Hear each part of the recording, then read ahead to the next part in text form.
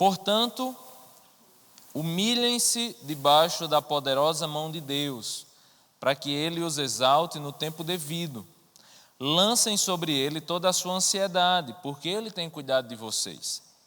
Estejam alertas e vigiem. O diabo, o inimigo de vocês, anda ao redor como um leão, rugindo e procurando a quem possa devorar. Resistam-lhe, permanecendo firmes na fé, sabendo que os irmãos que vocês têm em todo o mundo estão passando pelos mesmos sofrimentos. O Deus de toda graça, que os chamou para a sua glória eterna em Cristo Jesus, depois de terem sofrido durante um pouco de tempo, os restaurará, os confirmará, lhes dará forças e os porá sobre firmes alicerces. A Ele seja o poder para todo sempre. Amém. Gente, esse texto, essa carta, né, de Pedro é uma carta muito importante na história da igreja, porque vocês lembram que lá em Pentecostes, no dia de Pentecostes, lá em Atos 2, alguém se levanta para pregar para uma multidão de pessoas que lá estavam. Quem foi essa pessoa? Quem, gente? Pedro. Pedro se levanta para pregar para uma multidão. E naquela primeira pregação, quantas pessoas se convertem? 3.000. 3.000 pessoas. Depois, numa segunda pregação, quantas pessoas se convertem? 5.000 pessoas. Essas pessoas, gente, eram pessoas, principalmente judias, que iam para a cidade de Jerusalém para que pudessem participar daquele momento, naquele momento de Pentecostes. Era naquele momento em que estavam comemorando ali o Pentecostes e os judeus peregrinavam para Jerusalém. O que aconteceu? 8.000 pessoas, pelo menos, se converteram ali no dia de Pentecostes, segundo a pregação do apóstolo Pedro, a partir da pregação do apóstolo Pedro. Essas pessoas, após o Pentecostes, voltam para as suas terras. E Pedro escreve essa carta para essas pessoas. Se a gente for ver no capítulo 1, versículo 1, ele diz assim, Pedro, capítulo 1, versículo 1, Pedro, apóstolo de Jesus Cristo, aos eleitos de Deus, peregrinos dispersos no Ponto, na Galácia, na Capadócia, na província da Ásia e na Bitínia. Então, para quem foi essa carta, gente? Foram para todos esses povos, pessoas que, depois que encontraram Jesus no dia de Pentecostes, voltam para as suas terras, Galácia, no Ponto, né, como foi falado aqui, para poder agora iniciar um projeto e construir igrejas, iniciar projetos, construir igrejas não no sentido de prédios, mas construir igrejas no sentido de pessoas. Então, essas pessoas começam a evangelizar, a igreja do Senhor começa a se propagar, e Pedro escreve essa carta como uma carta pastoral a esses irmãos que precisavam entender um pouco mais sobre a fé cristã. Então você vai ler a carta de Pedro e você vai encontrar um estudo sobre muitas coisas da nossa vida. E um dos grandes problemas de ser um cristão naquela época, gente, era o problema do sofrimento. Do sofrimento, porque você sabe que os judeus crescem no mundo inteiro, porque os judeus eles têm uma prática, né? Eles vendem para todo mundo, mas eles só compram de quem? De judeu, porque o dinheiro fica ali. Eles só casam com quem? Com judeu. Por isso que judeu é um bicho rico, né? É um povo rico, né? Isso no mundo inteiro. No Brasil, os grandes bancos e tal são de judeus. Então, essa prática, gente, permanece até hoje. Então, se eu era um judeu e normalmente meu comércio dependia do que eu vendia para judeus que compravam de mim, a partir do momento que eu me convertia, eu parava de vender para meus amigos judeus. Eles começaram a ter perseguições políticas, perseguições econômicas, perseguições pessoais, familiares, e eles começaram a sofrer pelo nome do Senhor Jesus. Então Pedro escreve essa carta para tratar de vários assuntos, mas para tratar muito, por alguns textos, você vai ver ele tratando a questão do sofrimento. E esse texto que eu separei para a gente estudar hoje, que é do capítulo 4, 12, até o capítulo 5, 11, é um texto, um parágrafo que ele fala aos que sofrem. E o nome da mensagem de hoje, que foi divulgado em redes sociais aí, o nome da mensagem de hoje é aos que sofrem. esse texto que Pedro escreve, ele escreve aos que sofrem. E é muito difícil falar sobre sofrimento, mas infelizmente muitos de nós sofremos por questões diversas. Sofremos por questões familiares, sofremos por questões pessoais, emocionais, né? Sofremos por causa do nosso casamento, sofremos por causa dos nossos filhos, sofremos por causa da quantidade de coisa que existe na nossa vida, sofremos por diversas questões. E esse texto ele vai falar um pouco para a gente que tem sofrido de alguma forma, ou ele vai nos edificar para aprender a vencer no momento em que o sofrimento bater à nossa porta. E aí eu queria agora que a gente lesse a partir do versículo 12 do capítulo 4. Já que eu tentei contextualizar para você esse texto, eu queria começar lendo essa parte inicial. Capítulo 4, versículo 12. Que diz assim, amém? Diz assim: amados, não se surpreendam com o fogo que surge entre vocês para os provar, como se algo estranho lhe estivesse acontecendo. Mas alegrem-se à medida que participam dos sofrimentos de Cristo, para que também, quando a sua glória for revelada, vocês exultem com grande alegria.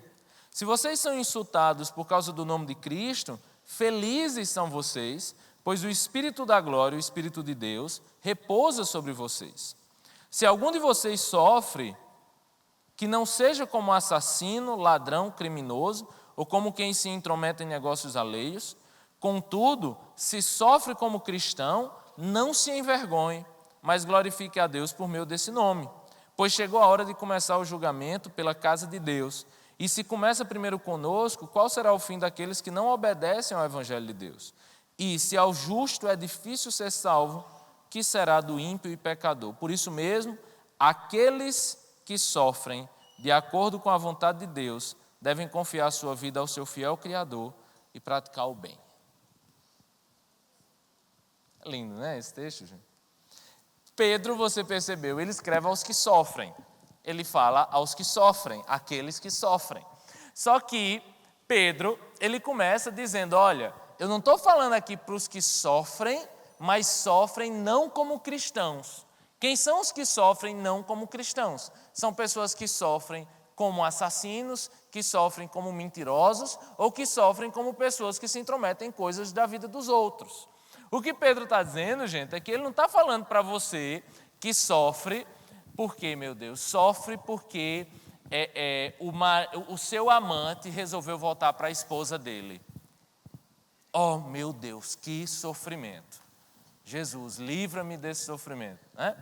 Livra-me desse sofrimento de saber que meu vizinho ganha mais do que eu, Senhor. Livra-me desse sofrimento, ó Pai.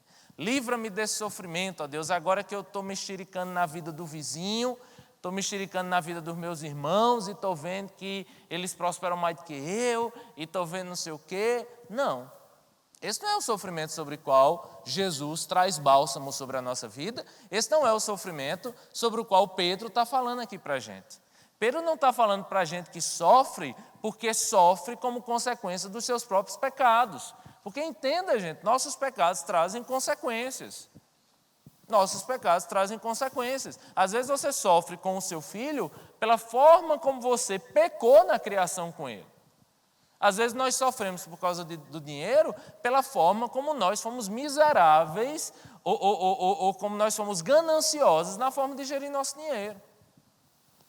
Às vezes nós sofremos, mas nós sofremos não como cristãos aqui. Nós sofremos pelo fato de sofrer, de pagar pelos nossos próprios pecados. Uma forma que Deus traz de trazer consequências para os nossos pecados, para que isso levante no nosso coração o temor a Deus e o temor à sua palavra. Não, Pedro não escreve para os que sofrem assim. Pedro não escreve para os que sofrem, sofrendo consequências pelas suas mentiras ou sofrendo consequências pela sua própria ganância. Não, Pedro não escreve para essas pessoas.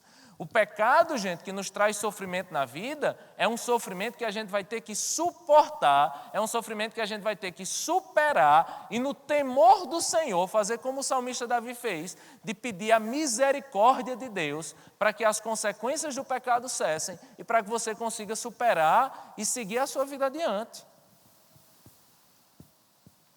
ele especifica, não é você que sofre por se intrometer na vida dos outros. Não estou falando de você. Não é você que sofre como consequência dos seus próprios pecados, mas eu estou falando para você que sofre como cristão. E a vida de um cristão, gente, é uma vida que em muitos e muitos momentos nos traz sofrimento. Logicamente, é muito difícil falar sobre isso em um país de uma propagação numerosa de um evangelho neopentecostal, que evangelho entre aspas, né? Até onde isso é evangelho, mas é uma pregação de um evangelho entre aspas que diz pare de sofrer. Que diz que se você sofre é porque tem alguma coisa errada na sua vida. A partir do momento que a gente olha as Escrituras, percebe que existe um livro inteiro sobre o sofrimento, que é o livro de Jó. Jó é um livro inteiro das Escrituras que fala sobre um homem que era íntegro e reto. E que na terra não existia homem íntegro e reto como Jó, mas Jó foi um homem que passou por uns grandes sofrimentos da vida, de perder os seus filhos, de perder todos os seus bens e de perder a sua saúde. Os justos sofrem, gente. Os justos sofrem. Isso é para esses que Pedro escreve, para aqueles que sofrem como cristãos, para aqueles que sofrem o sofrimento de Cristo. Eu tenho um amigo nesses dias, chegou para mim e me falou de uma coisa que eu não sabia que acontecia, né? Ele demorando para terminar o mestrado, eu cheguei para ele e disse, rapaz, teu mestrado, ele dura 10 anos, né?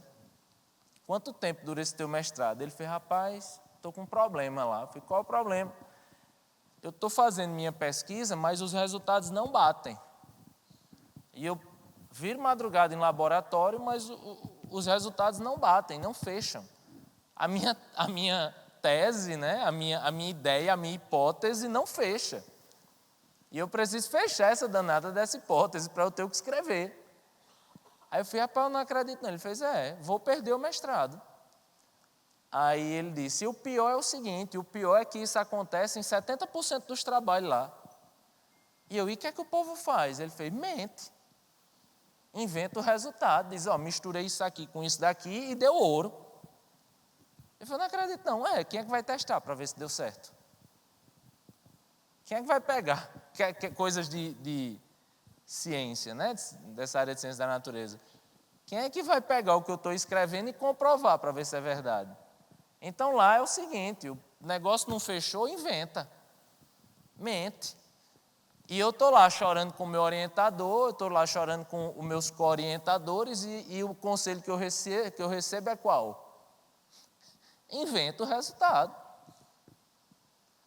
E ele disse, mas eu não vou fazer isso. Vou lutar até o fim e se for para perder o mestrado, perderei o mestrado. Quem são os que sofrem, gente, porque declaram seus impostos da forma correta? Os que sofrem porque não vendem sem nota fiscal. Os que sofrem porque para fazer a coisa certa precisam suportar o peso de vender mais caro em detrimento do seu concorrente que vende legal e vende mais barato. São esses os que sofrem. São esses os que sofrem. A gente trabalha na Cidade Viva com escola. Uma escola que se você... Tem professor nosso aqui, que a gente paga o salário dele, todo na carteira, mais 100 e tantos % de imposto. Para as pessoas olharem para a gente e dizer, a escola é cara. Para a gente dizer, a escola é justa. A escola é certa. A escola faz da forma certa. E, infelizmente, por isso, às vezes, num país como o nosso, a gente paga mais caro. Quem são os que sofrem por fazer a coisa certa? Quem são os que sofrem por viver a ética de Jesus Cristo, por fazer a coisa da forma como Jesus nos ensinou? São esses os que sofrem. E é difícil, gente, sofrer por isso. É difícil sofrer por isso. E aí, Pedro, ele diz uma coisa linda nesse texto. Ele diz, olha, vocês não se surpreendam com o fogo que surge entre vocês para os provar. Só que Pedro já tinha falado sobre esse fogo no capítulo 1. Volta lá comigo no capítulo 1, por favor. Pedro começou a carta já falando sobre isso.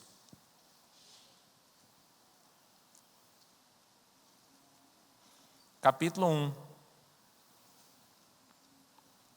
Capítulo 1, versículo 6.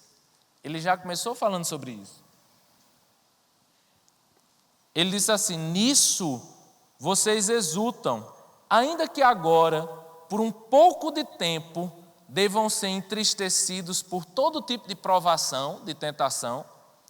Assim acontece para que fique comprovado que a fé que vocês têm, muito mais valiosa do que o ouro que perece, mesmo que refinado pelo fogo, é genuína e resultará em louvor, glória e honra quando Jesus Cristo for revelado. Pedro, ele compara a nossa fé, gente, ao ouro que precisa passar pelo fogo, e o ouro, quando passa pelo fogo, ele é purificado. E quando o ouro é purificado, ele vai se tornando mais belo, ele vai se tornando mais valioso. E o que Pedro vai dizer é que os sofrimentos, eles surgem como o fogo na nossa fé, e a nossa fé é como ouro, e assim como o fogo vai purificando o ouro, o sofrimento vai purificando nossa fé. O sofrimento vai nos ensinando, o sofrimento vai nos fazendo crescer. O sofrimento, gente, dessa forma, ele é uma dádiva de Deus para nós.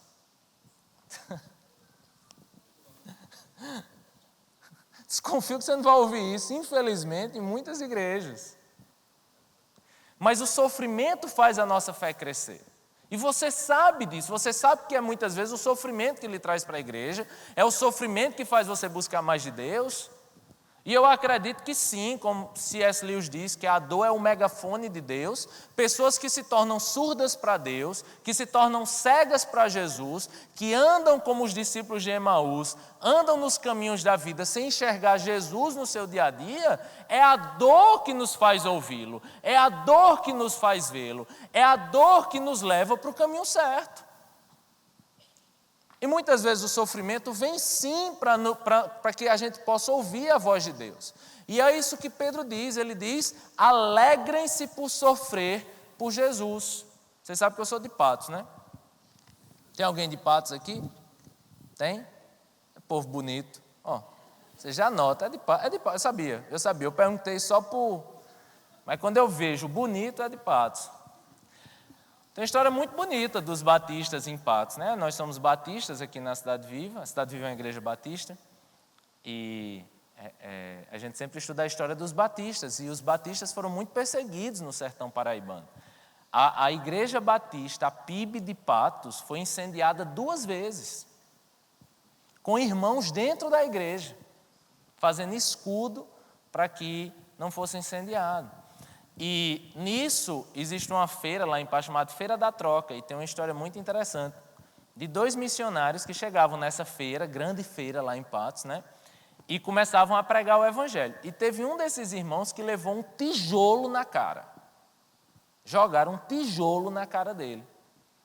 E ele, todo ensanguentado e tal, ficou com uma marca horrível na face.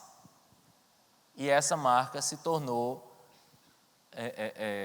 como é que eu posso dizer? Enfim, ficou fixa no rosto dele. Ficou uma cicatriz fixa no rosto dele. E o amigo dele, quando viu isso, começou a ir todos os dias para a Feira da Troca e pregou anos e anos lá. E ele disse que o sonho dele era levar uma tijolada também, para conseguir chegar no caixão com uma marca por sofrer por Cristo. O testemunho desse irmão é: meu sonho era ter o privilégio de morrer com uma cicatriz no rosto por pregar o Evangelho de Cristo. Acho que talvez por isso ele nunca levou a tijolada. Mas é muito valoroso você ver um coração de alguém que sente o que Pedro diz nesse texto. Vamos ler de novo, versículo 12. Amados, não se surpreendam com o fogo que surge entre vocês para prová-los. Então, meus irmãos, não se surpreendam com o sofrimento que há de vir sobre nós, porque as luzes incomodam as trevas, porque o próprio Jesus disse que no mundo teríamos aflições. Não se surpreendam. É muito comum um novo convertido se converter e começar a passar por perrengue e dizer o quê? Rapaz, agora que eu tenho Jesus eu estou sofrendo. Aí eu digo uma palavra de consolo e de amor para ele, de esperança. Eu digo: acostume-se. Então não se surpreendam com o fogo que surge entre vocês para os provar, como se algo estranho lhes estivesse acontecendo, mas alegrem-se à medida que participam dos sofrimentos de Cristo, para que também, quando a sua glória for revelada, vocês exultem com grande alegria. Por grande alegria. E aí ele continua falando aos que sofrem, no capítulo 5, versículo 1, só que agora ele faz uma mensagem direta para os pastores, que a NVI sempre traduz como presbíteros. Ele diz assim: portanto, apelo para os presbíteros que há entre vocês, e o faço na qualidade de presbítero, como eles, e testemunha dos sofrimentos de Cristo, como alguém que participará da glória a ser revelado. Pois bem, pastoreiem o rebanho de Deus que está aos seus cuidados. Olhem por ele, não por obrigação, mas de livre vontade, como Deus quer. Não façam isso por ganância, mas com o desejo de servir. Não hajam como dominadores dos que lhes foram confiados, mas como exemplos para o rebanho. Porque quando se manifestar o Supremo Pastor, vocês receberão a imperecível coroa da glória. Você vai dizer: Tiago, por que quando se fala sobre os sofrimentos para a igreja, ele faz uma mensagem para os presbíteros, a ponto da tradição ter dividido isso em outro capítulo, né? Capítulo 5, é como se ele tivesse mudado de assunto. Ele não mudou de assunto. Na verdade, o que ele disse aqui, o que ele quer dizer é que se você sofre, aprenda a pedir socorro na igreja. Aprenda que a igreja do Senhor é o lugar onde a gente pode sofrer junto e onde a gente pode chorar junto. A igreja é o lugar onde você pode ter suas lágrimas enxutas. É na igreja, é no momento em que o apóstolo Tiago diz, que o escritor de Hebreus diz, melhor dizendo, que a gente não pode deixar de congregar, porque o congregar, gente, é o que nos faz perseverar na fé. É essa vida de comunidade, é poder estar aqui numa quarta-feira, ouvindo a palavra do Senhor, pedindo de Deus respostas, pedindo de Deus consolo, pedindo de Deus discernimento para poder enfrentar as dificuldades da vida. É na igreja que a gente vive isso. E o que Pedro escreve agora, ele escreve para os pastores. E ele diz que os pastores precisam ser exemplos para as suas ovelhas, para que os pastores possam cuidar das suas ovelhas no momento que elas estão sofrendo. E ele diz uma coisa muito interessante, que guia o meu pastorado, desde jovem, que eu sou jovem, né? Mas desde o começo. Ele diz uma coisa muito interessante, ele diz que os pastores não cuidem das ovelhas, não cuidem das ovelhas, como eu chamo, através de coleiras.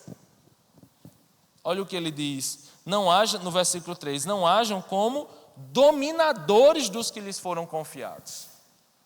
Não seja um pastor que quer mandar na vida da ovelha, que quer determinar as coisas na vida da ovelha. Não, ao contrário. Sirva através do exemplo, sirva através do ensino. Eu recebi um áudio dia desse, que eu estou orando para ser mentira.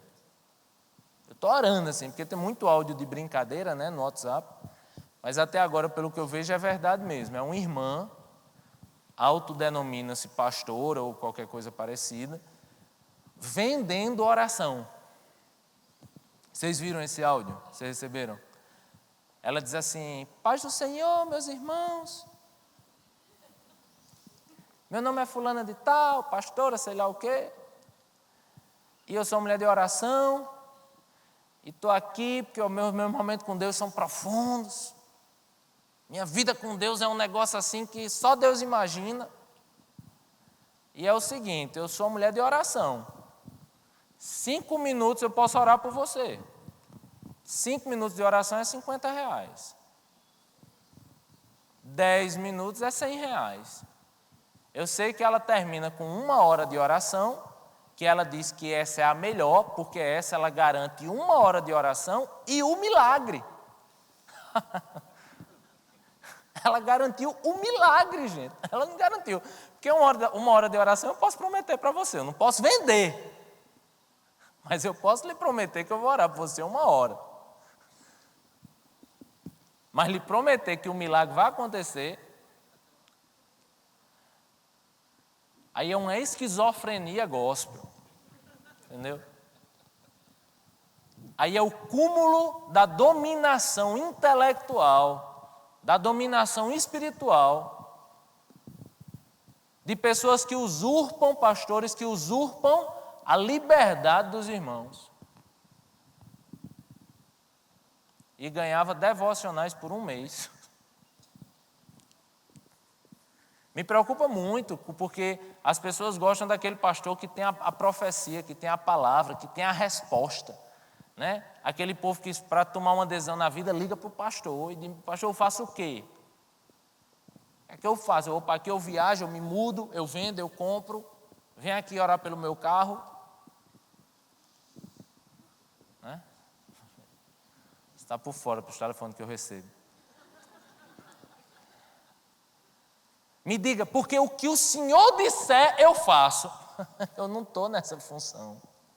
Minha função não é lhe dizer o que você vai fazer. Minha função é lhe ensinar as Escrituras. E minha função é ser exemplo para a sua vida. E minha função é orar por você, de graça. Essa é a função dos pastores. A função dos pastores e dos líderes é para que você veja neles exemplos de homens tementes ao Senhor e que sabem o que é sofrer. Eu lembro no dia que o pastor Sérgio chegou com Samara, da cirurgia, num culto de quarta-feira. E eu lembro que eu vim ávido para saber o que aquele homem ia pregar. Porque eu não sei o que eu pregaria depois de enfrentar uma cirurgia da minha esposa, enfrentar uma doença tão difícil e ainda nas incertezas do que iria acontecer com a vida dela. E ele chega aqui para pregar sobre Romanos 8, para dizer que em todas as coisas somos mais do que vencedores. E eu nunca esquecerei disso. Eu nunca esquecerei dele dizer que nem a vida, nem a morte, nem anjos, nem principados, nada me separará do amor de Deus que está em Cristo Jesus, porque em todas estas coisas nós somos mais do que vencedores. Isso é exemplo, gente. Isso é exemplo. São esses os pastores que a gente precisa ter, se espelhar neles, aprender deles, para que a gente possa suportar os sofrimentos da vida. E aí ele encerra falando de dois grandes problemas que nos trazem sofrimentos. Dois grandes problemas que nos trazem sofrimentos. Ele fala um pouco sobre os jovens, na ideia de que nós precisamos, se vamos aprender dos nossos pastores, a gente precisa ser submisso a eles. E aí no versículo 6 ele diz: portanto, humilhem-se debaixo da poderosa mão de Deus, para que Ele os exalte no tempo devido. É interessante isso, né? Humilhem-se debaixo da poderosa mão de Deus. Porque se você não sabe ser submisso ao seu pastor ou ao seu líder, você nunca vai ser submisso a Deus. E aí ele diz no versículo 7, lancem sobre ele toda a sua ansiedade, porque ele tem cuidado de vocês. Dois grandes problemas que nos trazem sofrimento. Essa foi a parte do texto que a gente leu no começo da mensagem, é com ele que eu quero encerrar. Depois de Pedro falar que o sofrimento é normal na vida do cristão, e depois dele falar que é na igreja que você vai receber consolo através de pastores sábios, para nos ensinar através do exemplo, ele vai trabalhar dois grandes problemas na nossa vida que nos traz sofrimento. E o primeiro é a ansiedade. A ansiedade é um grande problema e eu não vou nem cair na tentação de perguntar quem aqui é ansioso, só para não me entristecer com as respostas. Porque primeiro eu vou ser o primeiro que vou levantar a mão.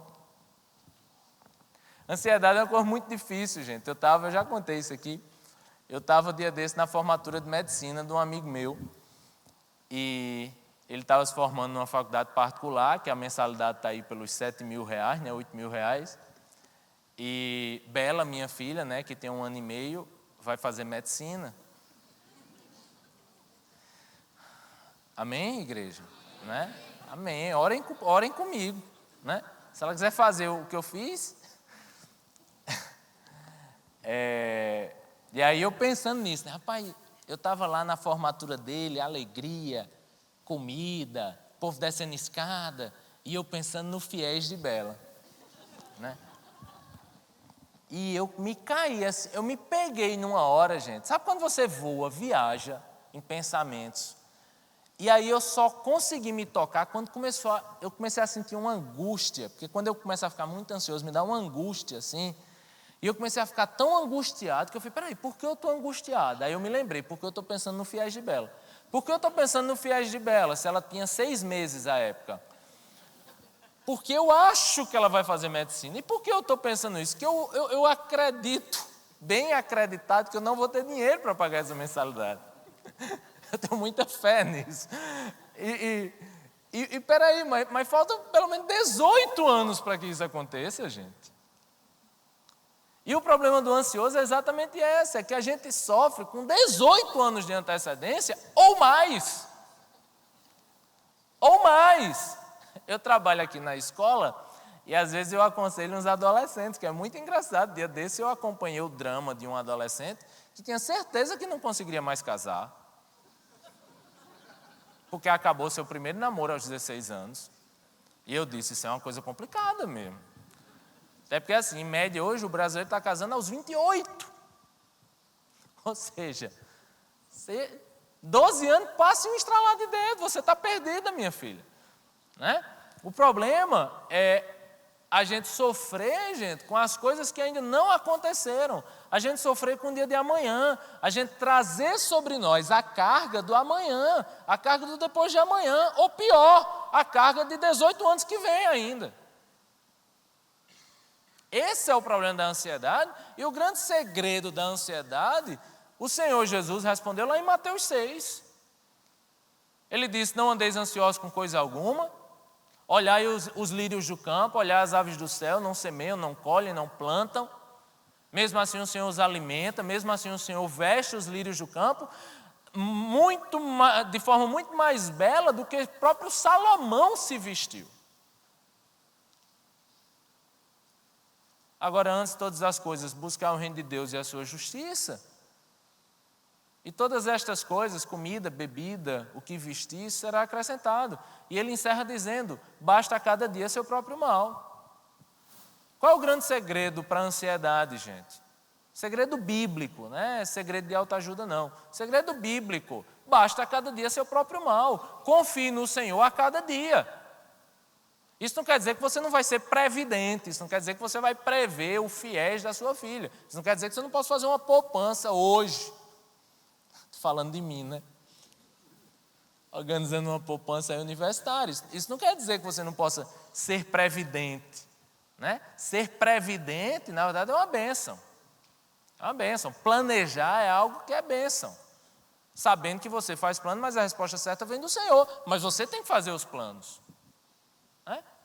Como Juscelino Kubitschek, né?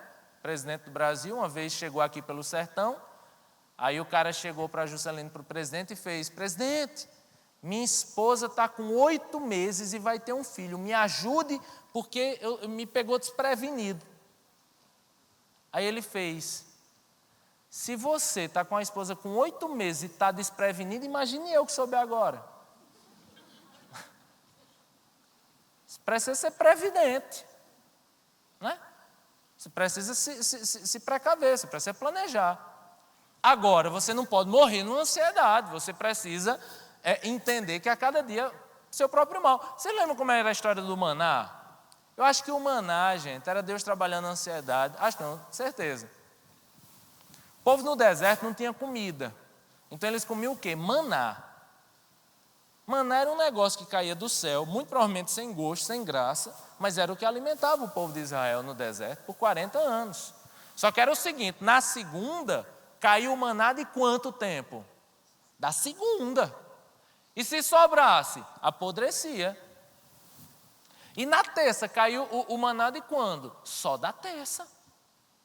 Tiago, e amanhã? Amanhã vem maná de novo. E se não vier? Vai vir. Mas se não vier? Vai vir. E na quarta caiu o maná de quando? Da quarta.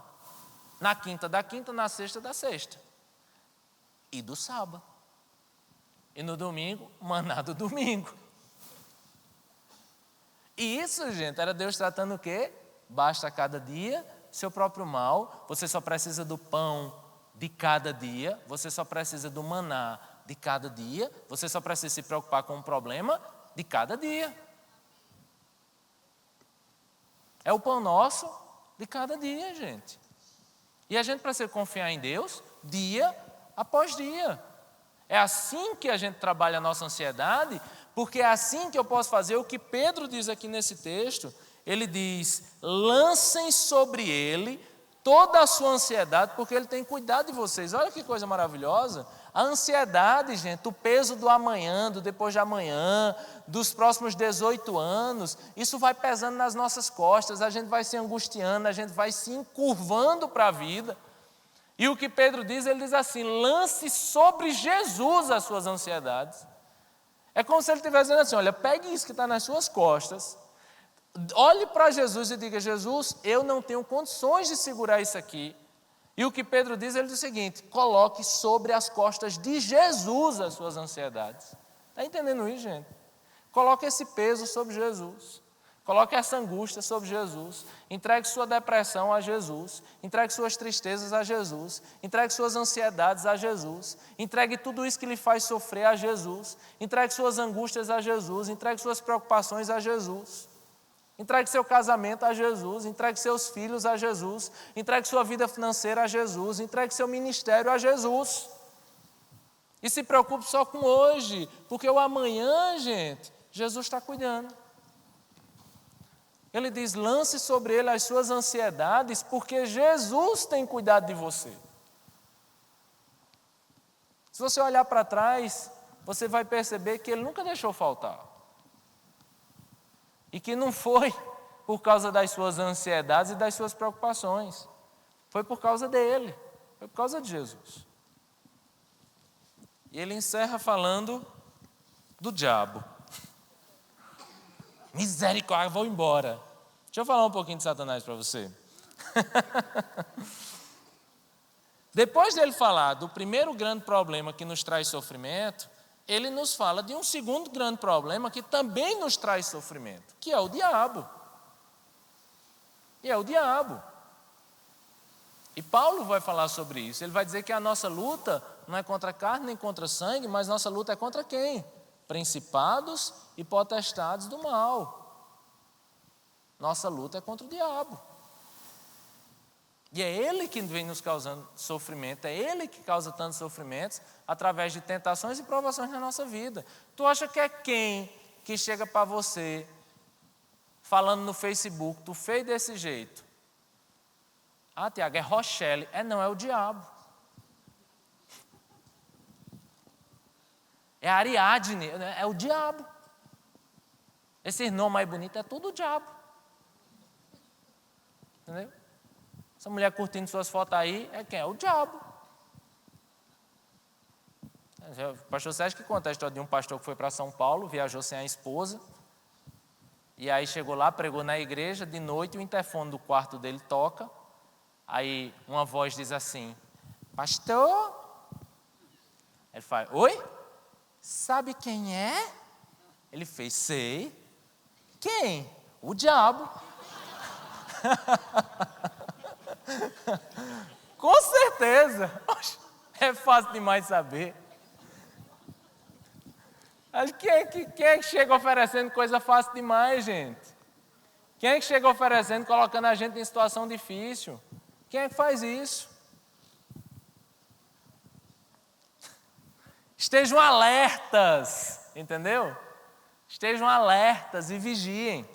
O diabo, o inimigo de vocês, anda ao redor como leão, rugindo e procurando a quem possa devorar.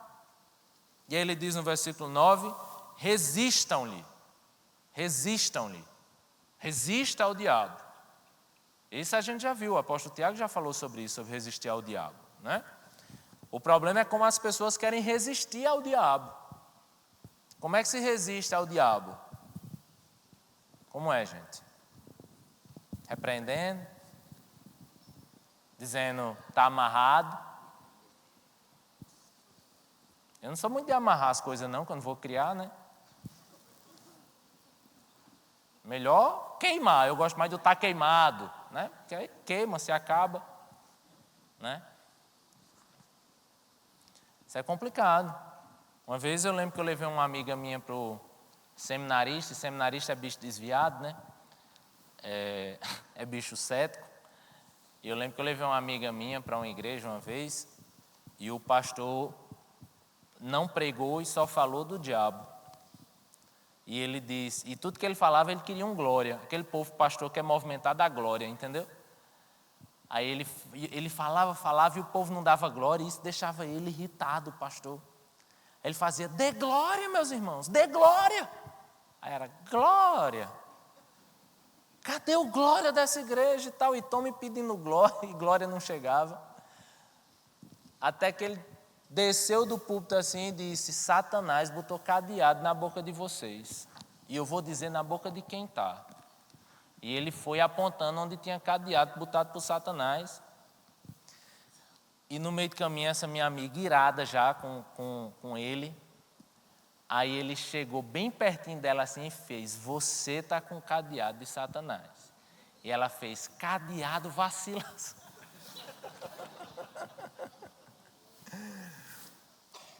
Porque, gente, Satanás não sai botando cadeado em boca de ninguém, não. E não é tirando cadeado da boca de ninguém que a gente resiste a Satanás, não. Na verdade, a gente não precisa lutar com Satanás. Não precisa entrevistar Satanás na TV, entendeu? Você não precisa dessas coisas. Como é que a gente resiste a Satanás? É brigando com Satanás? Não. Não. Não. A gente não resiste a Satanás brigando com Satanás. A gente não precisa brigar com Satanás. No versículo 9 diz assim, resistam-lhe como, gente? Permanecendo firmes na fé. Sabendo que os irmãos que vocês têm em todo o mundo estão passando pelos mesmos sofrimentos. Como é que a gente resiste a Satanás, gente? Se apegando a Jesus. Você não resiste a Satanás lutando com Satanás. Você não precisa lutar com Satanás, porque quem luta por nós é o Senhor. Você não precisa brigar com Satanás, você só precisa permanecer em Jesus. Você só precisa estar mais perto de Jesus. Você só precisa orar a Jesus. Você só precisa ler as Escrituras. Você só precisa ter uma vida de devoção ao Senhor. Você só precisa ter uma vida fiel de oração e de santidade diante do Senhor. Porque quando você faz isso, você resiste ao diabo. Você resiste às armadilhas do diabo. Mas eu gosto muito desse texto quando ele encerra dizendo, e os meninos da banda podem subir já. Eu gosto muito quando esse texto encerra dizendo que resistam-lhe permanecendo firmes na fé, sabendo que os irmãos que vocês têm em todo o mundo estão passando pelos mesmos sofrimentos. O Deus de toda a graça, que os chamou para a sua glória eterna em Cristo Jesus, depois de terem sofrido durante um pouco do tempo, os restaurará, os confirmará, lhes dará forças e os porá sobre firmes alicerces. A Ele seja o poder para todo sempre. Amém. Eu tenho um amigo que fez seminário comigo, chamado carinhosamente de PP, Paulo. E Paulo, ele morava numa comunidade muito carente aqui, no Renascer, acho que é Renascer, aqui Cabedelo, né? Morava numa comunidade e uma vez ele me chamou para pregar lá na igreja dele. E foi bem interessante, porque foi a coisa mais interessante da minha vida, assim. Eu cheguei na comunidade que era muito carente e ele disse, Tiago, você quer ir no seu carro ou você quer ir com a gente, como a gente vai para o culto? Eu falei, não, eu quero ir com vocês, como vocês vão para o culto? Rapaz, eu peguei como é o nome aquelas caminhonetas que os nordestinos iam pau de arara. Rapaz, era um pau de arara. Num negócio esburacado e empoeirado. Que assim, eu cheguei com terra na garganta todinha. De terno, porque era a Assembleia de Deus, eu tinha que ir de terno. Meu terno já era. E apesar de não seguir esse rito assembleano do terno e tal, mas eu acho muito precioso isso. Eu acho muito valoroso isso. Os irmãos colocam sua melhor roupa, pegam um pau de arara e vão para uma igreja simples, numa comunidade extremamente simples. Eu vi pobreza nessa comunidade que eu nunca vi na vida. e já contei histórias sobre isso aqui. Então eu mantenho um contato com o meu querido amigo Paulo pelas redes sociais. E nesses dias ele está hoje no Peru, sendo missionário da Assembleia de Deus no Peru. E dia desse ele contou a bênção de comprar uma moto. E ele postou uma foto com a moto quebrada, atolada, indo para a igreja, e ele com lama até a coxa. Choveu, pegou uma estrada de terra e totalmente na lama, ele mergulhado na lama. E ele tirou uma foto e botou assim: no céu não terá lama. Quando eu passo por algum sofrimento no ministério, logicamente, os sofrimentos que a gente vive numa igreja como a nossa, não são necessariamente sofrimentos de lama e tal, mas sofrimentos de um pastoreio de milhares de pessoas. Né?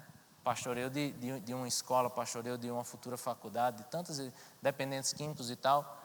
Mas quando eu vejo meus sofrimentos assim, sabe, eu olho a vida dos meus amigos que estão sofrendo no mundo, eu digo assim: hoje sofremos juntos e sofremos distantes, mas um dia estaremos juntos no mesmo lugar e com a alegria eterna do Senhor Jesus.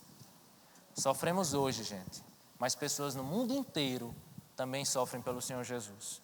Soframos juntos, porque um dia o Senhor restaurará a nossa vida e nos fará viver em um mundo sem lamas existenciais, reais, sem ansiedade, sem choro, sem lágrimas. O Senhor nos fará viver na eternidade. Perseveremos até o fim.